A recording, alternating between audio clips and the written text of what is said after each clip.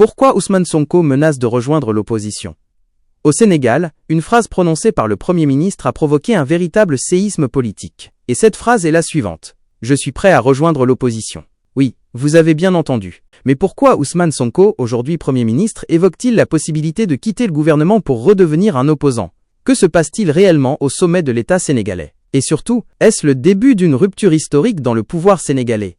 Pour comprendre cette situation, il faut savoir qu'en 2024, le Sénégal a vécu une élection présidentielle extrêmement tendue. Le grand favori de l'opposition, Ousmane Sonko, a été empêché de se présenter à cause de ses problèmes judiciaires. Mais il trouve une stratégie. Il décide de soutenir un homme peu connu à l'époque, Bassirou Diomaye Faye. Résultat, contre toute attente, Diomaye Faye remporte l'élection présidentielle. Et une fois élu, il nomme immédiatement Sonko Premier ministre du Sénégal. Le duo devient alors le symbole d'un nouveau pouvoir. Un slogan circule partout dans le pays. Diomaye c'est Sonko, Sonko c'est Diomaye. Mais aujourd'hui, ce slogan semble de plus en plus fragile. Depuis plusieurs mois, des signes de désaccord entre les deux hommes apparaissent. Des déclarations contradictoires, des décisions contestées, et surtout des divergences sur la direction politique du pays.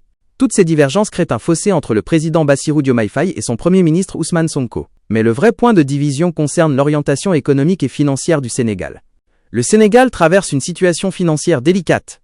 Après l'arrivée au pouvoir du nouveau régime, le gouvernement découvre plus de 11 milliards de dollars de dettes mal déclarées par l'ancien pouvoir. Conséquence, le Fonds monétaire international suspend un programme d'aide de 1,8 milliard de dollars.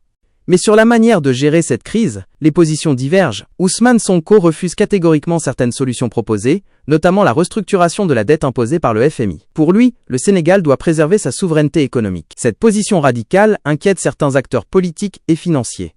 Et elle aurait provoqué des tensions au sein même du pouvoir. Face à ces divergences, Sonko lâche une déclaration choc. Il explique que la collaboration au sommet de l'État dépendra de l'alignement du président avec la ligne politique de leur parti. Et il ajoute une phrase très claire. Si le président ne suit pas cette ligne, son parti pourrait quitter le gouvernement et retourner dans l'opposition. Autrement dit, Sonko préfère redevenir opposant plutôt que de gouverner sans influence réelle. Une déclaration extrêmement forte venant d'un Premier ministre. Il faut rappeler une chose importante. Avant d'arriver au pouvoir, Ousmane Sonko était l'un des opposants les plus populaires du Sénégal.